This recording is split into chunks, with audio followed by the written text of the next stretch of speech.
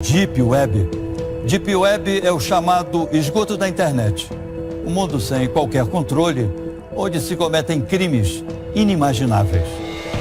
Numa investigação inédita na televisão brasileira, nossos repórteres mostram como agem exploradores e aqueles que abusam sexualmente de crianças nesse território sem lei. Você vai ver também, pela primeira vez, um aliciador de menores em ação. Ele quer seduzir uma menina de 12 anos. Mas terá uma surpresa que jamais vai esquecer. A menina que ele tenta aliciar é uma jornalista da nossa equipe. E mais, o depoimento exclusivo de um pai de família que assume ser pedófilo. Agora, no Repórter Record, investigação.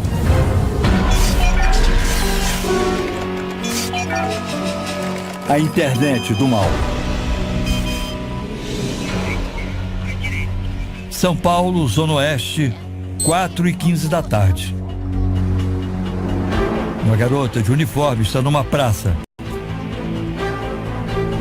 Ansiosa, ela mexe no celular. Olha para os lados. Alô? Oi? Oi, tudo bem? Tudo, e você? Eu vou estar aqui num banquinho em frente à banca de jornal. Tá bom, acho que uns 10 minutos no máximo tô chegando. Um homem chega de carro. Parece desconfiado.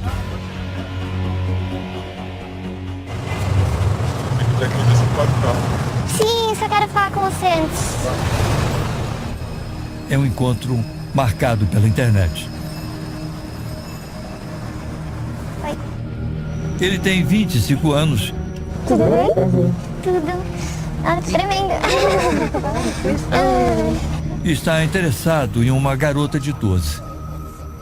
Mas o que esse homem realmente quer? Daqui a pouco, vamos mostrar o que vai acontecer nessa história.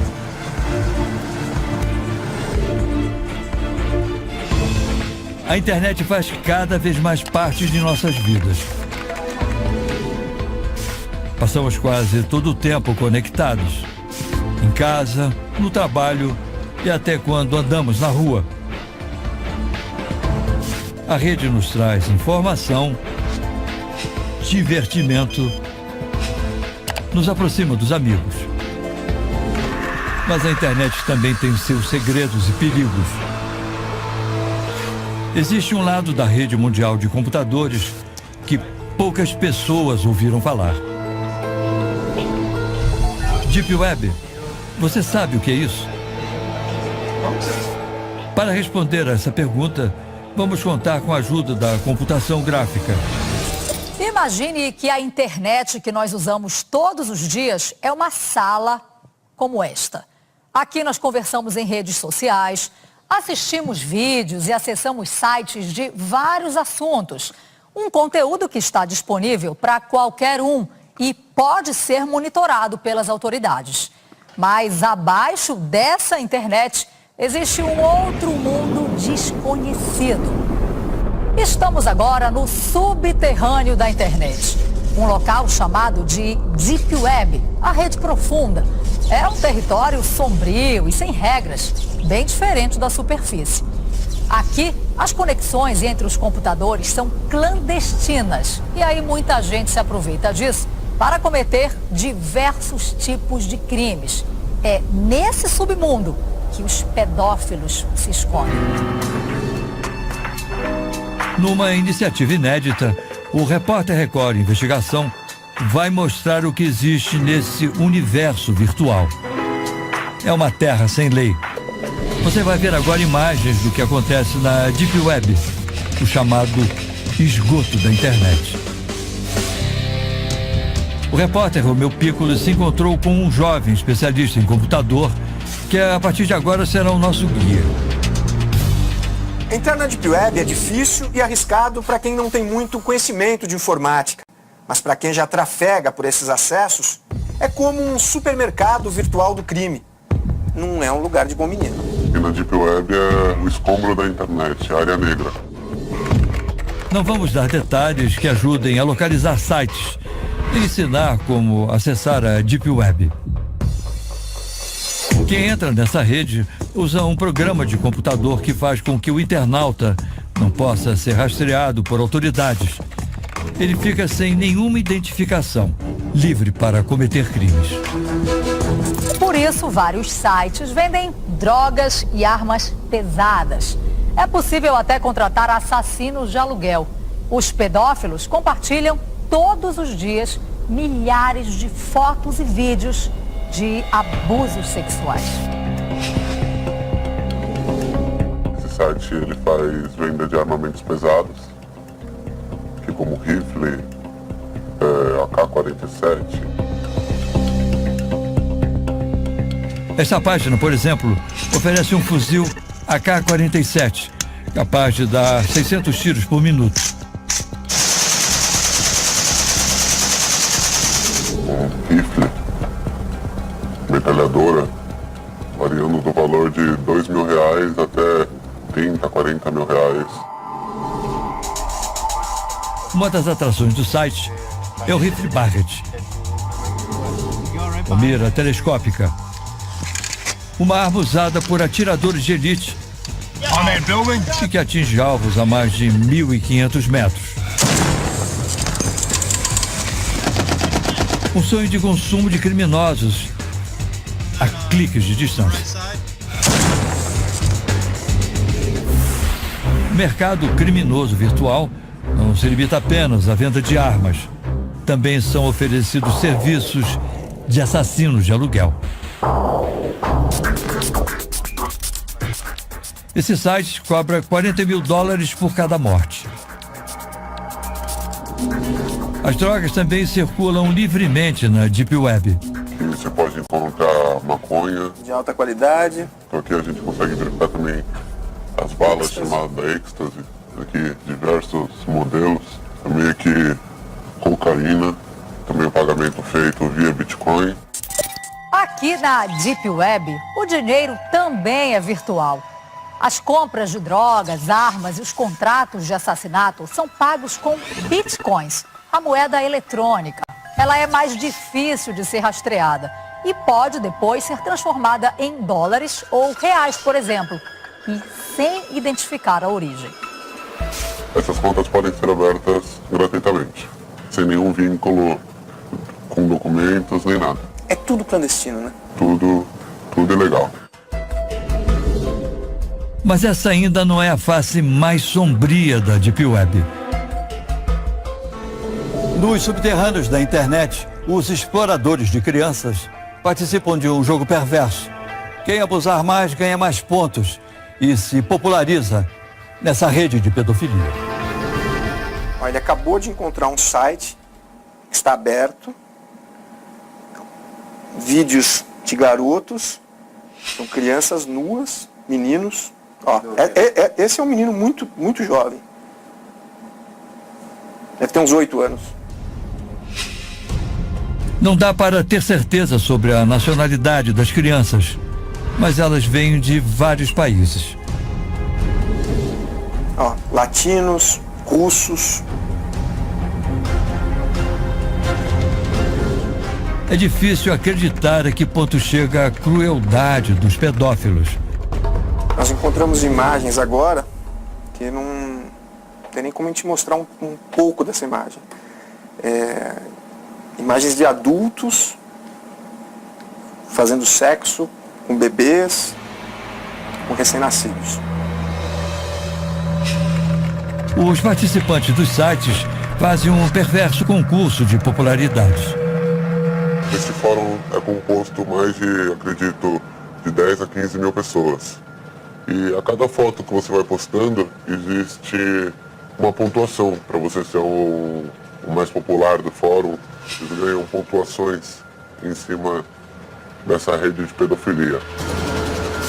Esse delegado da Polícia Federal revela: a regra entre os pedófilos é compartilhar o máximo possível de abusos.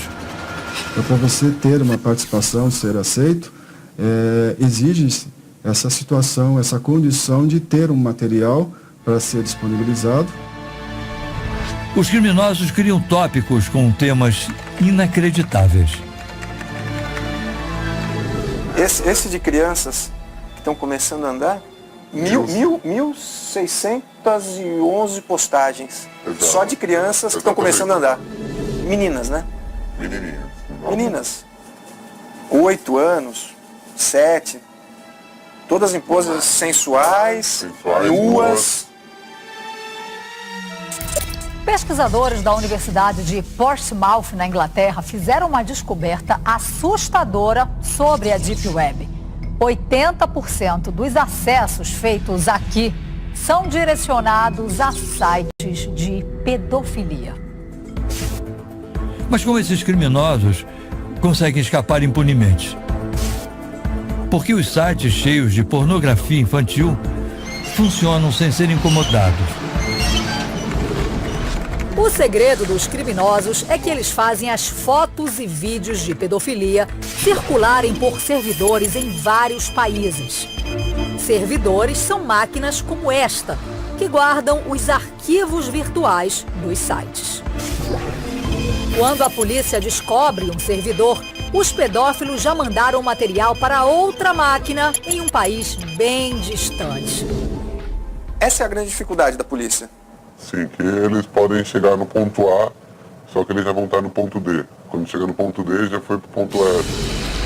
É um jogo de gato e rato com os pedófilos. Enquanto isso, as crianças são as vítimas. É difícil, mas não é impossível rastrear. Não é impossível. Trabalhoso, porém não é impossível. O FBI, a Polícia Federal Americana, consegue rastrear e fechar alguns sites. Polícia, no chão, velho, no chão! No chão, deita. No Brasil, em uma operação inédita realizada em outubro do ano passado, a Polícia Federal conseguiu prender pedófilos que usavam a Deep Web. Ao todo, foram 53 detidos em 18 estados. Tivemos acesso com exclusividade a algumas conversas entre pedófilos. Nos diálogos, um pai planeja abusar da filha que ainda nem nasceu. Galera, minha mulher está grávida e eu tô com dúvida sobre qual anestésico usar na bebê. Cara, se explique melhor. Então, é que ela ainda está grávida, mas já estou fazendo planos. Eu queria saber qual anestésico usar. A partir de agora, durante essa reportagem, você vai ouvir um testemunho revelador. Um pai de família casado há 25 anos admite que é pedófilo. Diário de um pedófilo. A descoberta. Eu não acreditei que eu era um pedófilo. Eu achava que aquele era simplesmente uma preferência, um hábito. Eu demorei um tempo até para mim mesmo reconhecer a minha doença. Senti muita culpa. E ainda hoje, nossa produtora se passa por uma menina de 12 anos e registra toda a lábia de um aliciador. Naquele lugar que você falou? Se você não achar ruim, Aquilo é um hotel ou é um motel? é. É um motel? Ele não sabe, mas no momento do encontro, será surpreendido pela equipe do Repórter Record Investigação. Pera. Vai. Você sempre vai atrás de meninas menores para levar em motel? Mesmo na internet, que todos nós conhecemos, o perigo também é real e constante. As ferramentas de vigilância são falhas e não impedem que os pedófilos encontrem brechas para darem o bote certeiro nas vítimas que escolhem a dedo.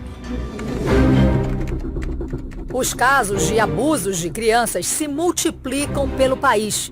O abuso acontecia sempre aqui no quarto da menina. Mantinha relações sexuais com adolescente de 13. Pirulito foi preso em flagrante depois de marcar um encontro com este menino de 11 anos. O garoto mais novo recebia mensagens pelo telefone. Você é o único amor da minha vida. Muitos alimentados pela internet. Utilizavam o Facebook para a prática de crimes contra as menores de idade. Júlio César se aproximava das vítimas através de uma rede social na internet. Foi por uma rede social que o pedófilo tentou aliciar a menina de 11 anos. O que acontece quando uma garota de 12 anos entra numa sala de bate-papo na internet? Nós estamos no cenário do que seria o quarto de uma garota de 12 anos. Aqui no computador, atrás de mim, uma das nossas produtoras, que vai entrar na sala de bate-papo e se passar por uma menina de 12 anos. Nós vamos acompanhar o que vai acontecer durante esse bate-papo. Em menos de um minuto, 3 pessoas já chamaram ela para conversar. Inclusive com um vídeo, já pedem chamada de vídeo automaticamente. Ó, esse aqui, por exemplo, já tá pedindo para ver minhas partes íntimas. Vamos ligar a câmera para ver quem são os homens do outro lado. Nosso primeiro contato mora em Rondônia. E, para nossa surpresa, ele surge na tela, já com a calça aberta. Oi? Alô? Tá me ouvindo? A conexão cai. Ele sabe que ela tem 12 anos. Ele tem quantos anos? Ele tem 35. Ele liga novamente. Não, eu tenho vergonha. Não, que isso? Sem nenhum constrangimento, o homem mostra de novo as partes íntimas. Mas agora, ele terá uma surpresa. Tudo bem? Você costuma ter sempre conversas assim com meninas de 12 anos? A gente já imaginava que ele ia desligar, né? A gente já imaginava. Esta psicóloga é coordenadora da SaferNet, uma ONG que ajuda a proteger crianças e adolescentes no mundo virtual. Ela confirma o que acabamos de registrar. Meninas com idades entre 11 e 14 anos são as mais assediadas. São meninas que estão entrando na puberdade e começando os primeiros relacionamentos, namoros na internet, e aí podem publicar fotos, entrar em contato com amigos que ela não conhece, só conhece virtualmente. Agora a conversa é com um homem de São Paulo. Oi? Tá me ouvindo? Perguntou se eu já gosto do órgão sexual dele. A câmera é ligada. De novo, o homem do outro lado aparece sem roupa. E depois, manda beijos. Nossa produtora tecla por alguns minutos. A conversa termina quando ele diz que precisa sair, mas não sem antes pedir o número de telefone dela. E não demora muito. Ele manda fotos do órgão sexual. E no dia seguinte, liga fazendo um pedido. E por que você não me mandou uma foto que eu te pedi? Qual? E agora me manda. Qual? Não sei se você pode tirar tudo igual eu tirei, entendeu? Tira a parte disso e ele tira uma foto. Eu tirei a minha, não tirei. Se a nossa produtora fosse uma garota de 12 anos, os homens que mostramos teriam cometido o crime de aliciamento de menores. A pena vai de 1 a 3 anos de prisão.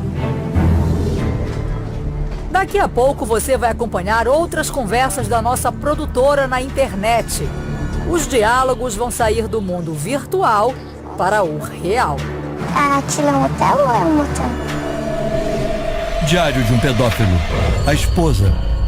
Você imagine só eu chegar pra minha esposa e falar: eu sou um pedófilo. É muito difícil. A reação dela foi de tristeza, ela chorou, mas ela acabou aceitando, né? Então aqui está me ajudando no meu tratamento. Este homem se diz religioso, mas comete crimes imperdoáveis. Ele é João Marcos Maciel, mais conhecido como Maestro Abusador. A polícia acredita que ele abusa de crianças há mais de 50 anos. Uma das vítimas é Marcelo, um homem que ainda carrega as marcas dos horrores. Horrores que sofreu desde menino. Um segredo guardado por quase 30 anos. É o processo da vergonha que se passa, da humilhação. Você esconde, quer guardar e quer que ninguém saiba. Marcelo é o filho mais novo de 4 irmãos. Vivia com a família em Diamantina, interior de Minas Gerais. Aos 9 anos de idade, a vida dele muda para sempre ao entrar para o coral infantil na catedral da cidade. maestro desse coral, ele tinha uma disciplina muito rígida, muito rígida.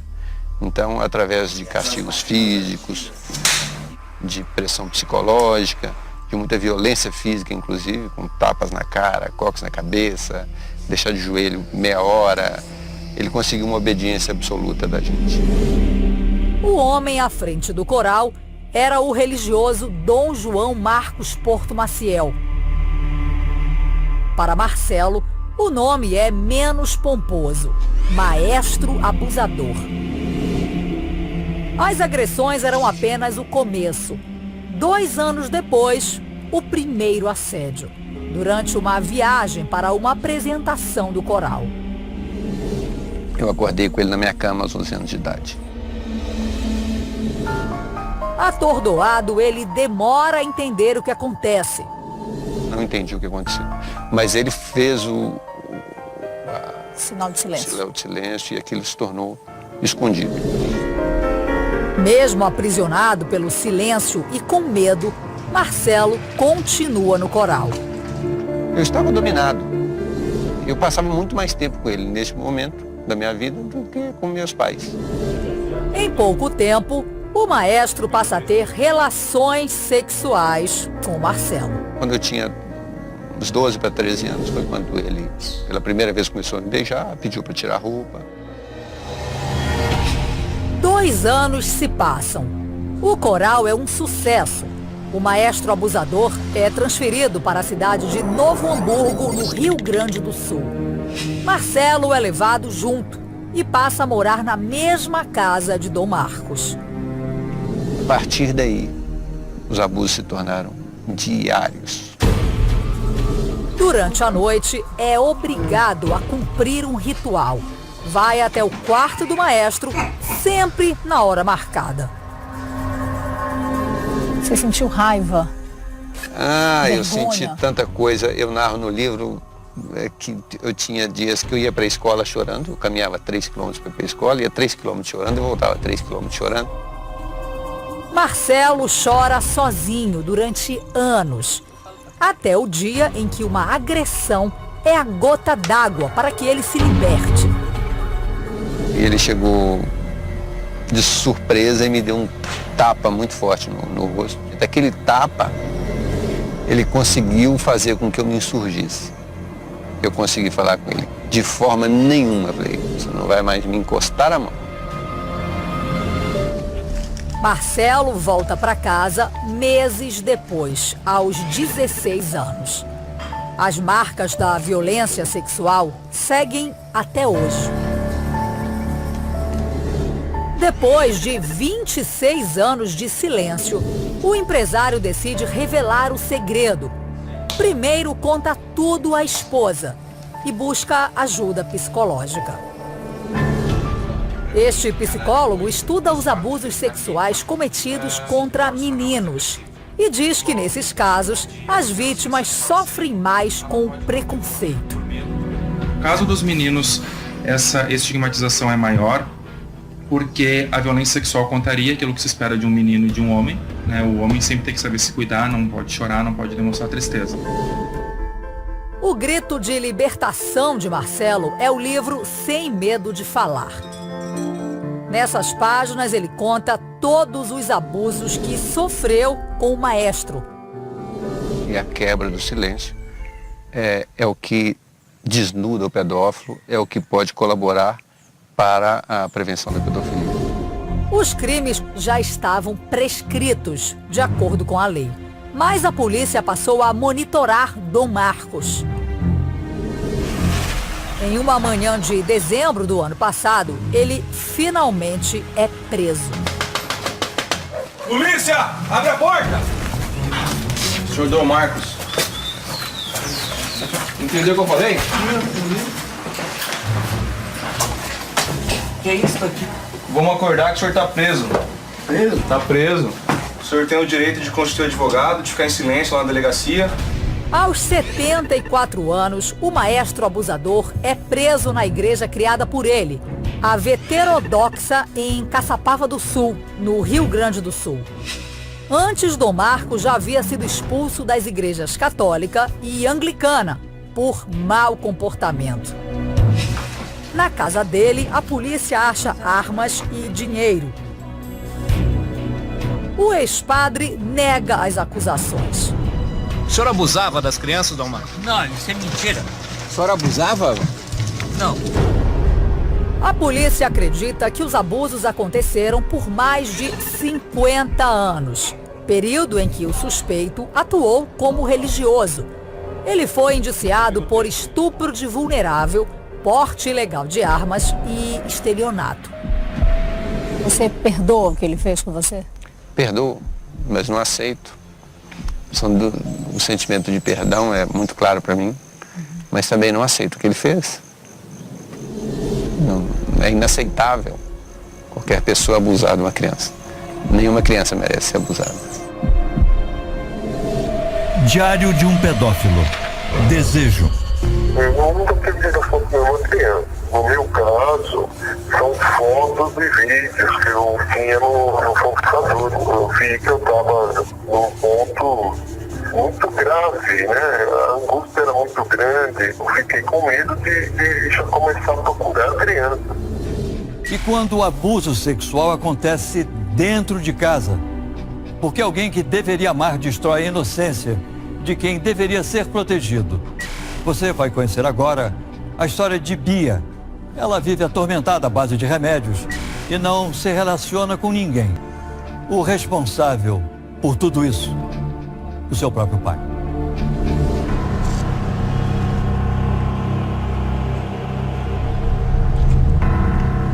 Viemos até Ribeirão Preto, interior de São Paulo, para conhecer a história de uma mulher que foi abusada durante 24 anos. Hoje ela tem 47 e usa o codinome de Bia Albuquerque. São noites sem dormir e a vida segue à base de remédios. E eu tenho crises de ansiedade muito fortes, eu tenho um transtorno alimentar. Para ela é doloroso olhar o passado. Essa história começa longe da ensolarada Ribeirão Preto. O pesadelo de Bia teve início na fria Moscou, a capital da Rússia. Lá ela nasce e vive com a família até os 10 anos de idade. Os abusos começam cedo, antes das primeiras memórias. Mas aos 6 anos, ela percebe que vive algo fora do normal. Eu estava tomando banho, minha mãe estava supervisionando e ela viu que a minha genitália estava extremamente vermelha. E ela foi brigar feio comigo, falando que eu me tocava, que não sei o quê. Aí eu virei tão naturalmente para ela, falei assim, não mãe, não fui eu, é o papai que fica me tocando. O pai abusa da filha sem levantar suspeitas da esposa. Ela parou na mesma hora porque ela viu que eu não estava mentindo, pelo jeito que eu respondi. E ela foi falar com ele. Mas o que pode ser a salvação de Bia se torna um sofrimento ainda pior. Ele estava tão ansioso, tão tenso, que ele me chamou à cozinha e falou assim, olha, você nunca mais conte para sua mãe o que eu faço ou deixo de fazer com você, mais ou menos nesses termos. E aí eu comecei a sentir medo dele. Ela vive com medo e calada. Eu era filha do silêncio. A mãe de Bia prefere ignorar e mergulha a filha em um pesadelo.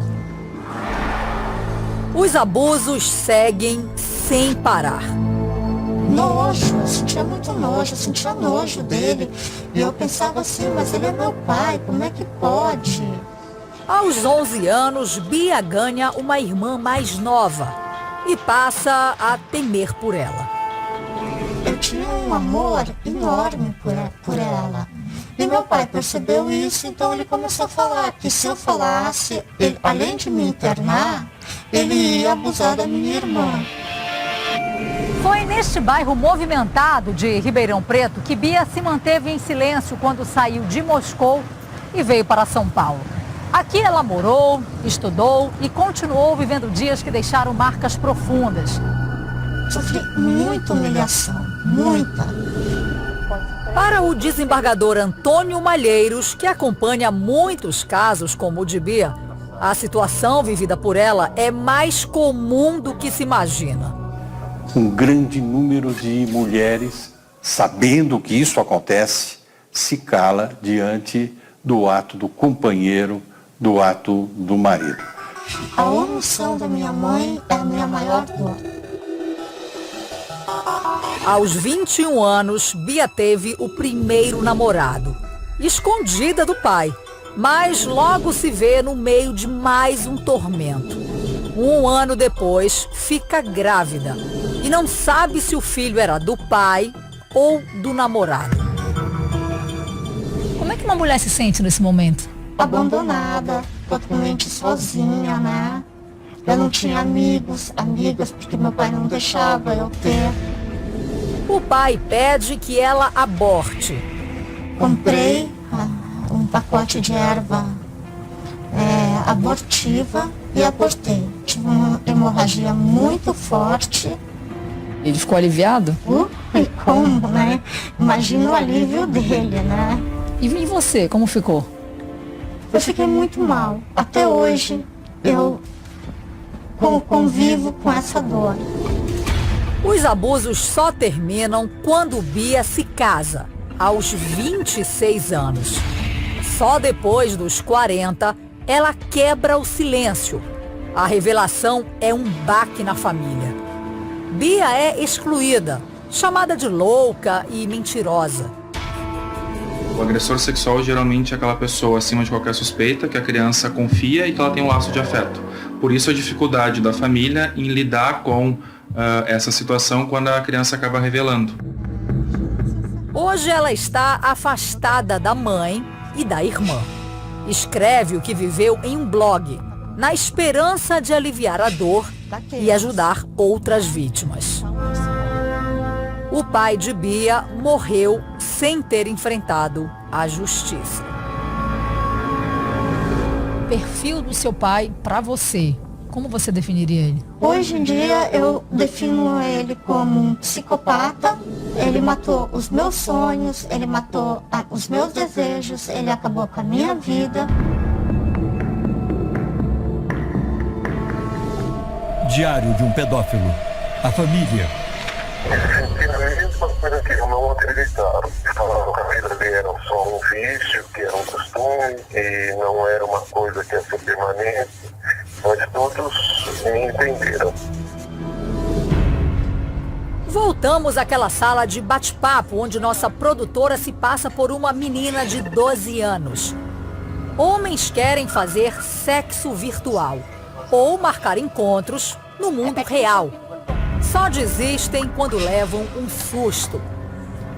Oi, boa tarde.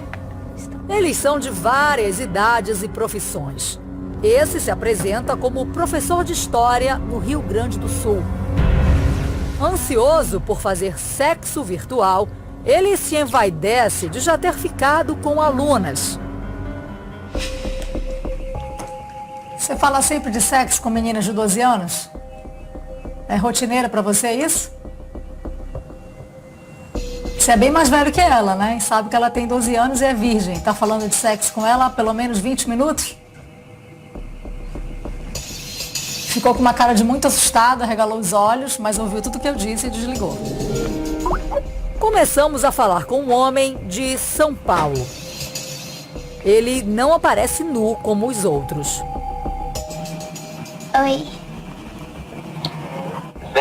Tudo e você? Tem 25 anos e conversa normalmente, mas está interessado em um encontro. Tem que ver pra onde que é melhor pra pegar você e que não vai te complicar.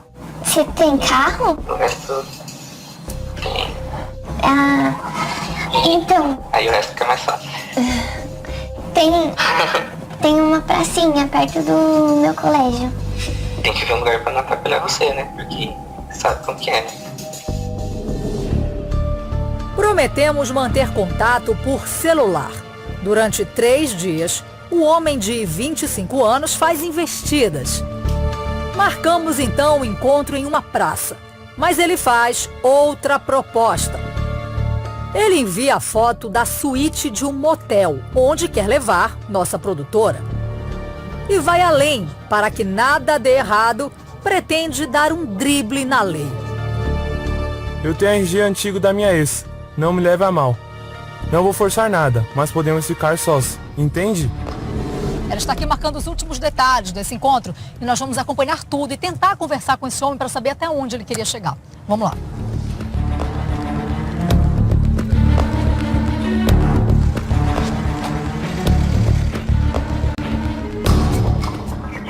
Chegamos no local marcado, uma praça na zona oeste de São Paulo.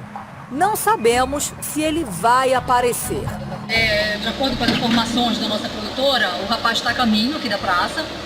Vou ficar acompanhando toda a conversa deles aqui por esse fone. Nossa equipe aguarda.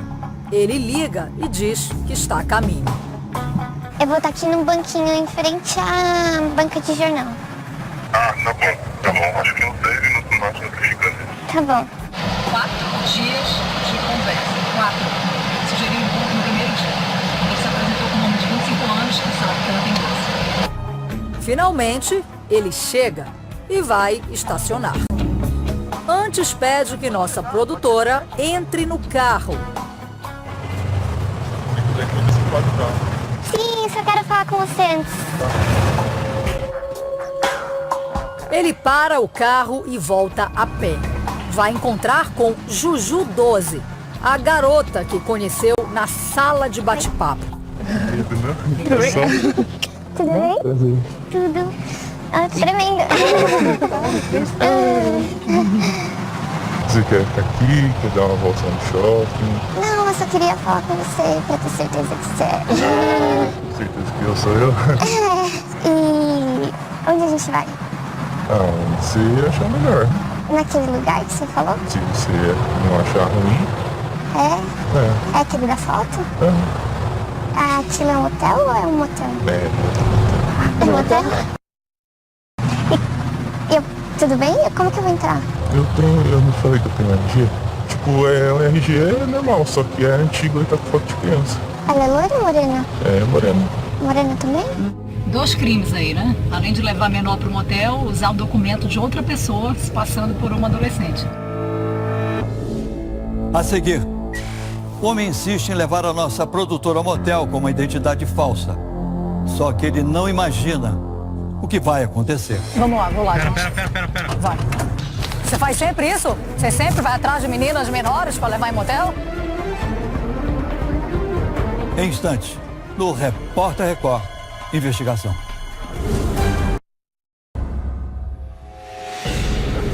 Um encontro marcado pela internet. Nossa produtora se passa por uma menina de 12 anos e está frente a frente com um aliciador. Ele não sabe, mas vai ter que se explicar. A equipe do Repórter Record Investigação. Nossa produtora conversa com um homem que conheceu na internet. Ele acredita que ela tem 12 anos e, mesmo assim, a convida para ir a um motel. O lugar que você falou? Se você não achar ruim. É aquele da foto? Aquilo é um hotel ou é um motel? É um motel? Ele sabe que o que pretende fazer é crime e tenta uma estratégia para driblar a lei. Tudo bem? Como que eu vou entrar? Eu não falei que eu tenho RG? Ele parece confiante que não terá problemas. É diferente. Eu não pareço. Não, mas assim, o pessoal não fica olhando assim pra cara e pra pessoa, entendeu certinho? Só nos documentos. Nossa, ela é maior? É maior. É que esse RG é antigo, entendeu? Ah, entendi. Aí você não tá mais com ela? Não, é isso. E acabou que isso daqui eu achei depois de muito tempo em casa. E presta atenção aos detalhes. Rapidinho, assim, só pra entrar, sabe? Assim, é que a pessoa olha embaixo e vê o nome da escola, sabe? Acha estranho. É hora de saber o que ele tem a dizer. Não tinha nada a ver com ela. Licença, boa tarde. Tudo bem? Prazer, eu sou Vanessa Libório, sou repórter da TV Record. Tudo bem? Tudo bom? Posso falar um minutinho com você? Não. Falar só um minutinho. A gente queria saber, tá fazendo uma reportagem, queria saber por que você marcou o encontro com uma garota de 12 anos. Só pra conhecer. Por que você sugeriu levar ela no motel? Não. Prefiro não falar mais nada. Você sabe que é crime? Levar uma menor no motel, sugerir uma relação sexual com uma menor de idade? Por que você trouxe documentos de outra pessoa? Pra ela entrar no motel? Você faz sempre isso? Você sempre vai atrás de meninas menores para levar em motel? É prática comum fazer isso. Por que você fez isso? Você sabia que isso é crime, não sabia? Isso é crime, mesmo assim você fez? E o documento da tua ex-namorada, por que você trouxe? A gente está aqui para você se defender, por que você fez isso? Por que você fez isso? É prática comum fazer isso?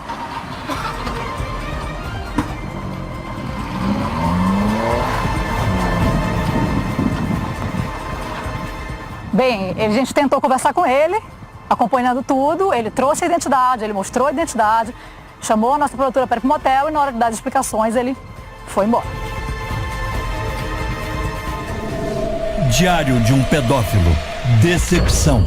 Eu não quero ser assim. Eu queria ser um bom marido, um bom pai, um bom filho, um bom irmão. Mas, infelizmente, por mais bom que eu tenha sido, eu falhei nesse ponto. No próximo bloco, você vai conhecer um único hospital do Brasil que trata de homens com transtornos sexuais. Existem os indivíduos que portam essa doença e sofrem demasiadamente com ela. Existem aqueles que, de fato, não sentem culpa. Daqui a pouco, no Repórter Record Investigação.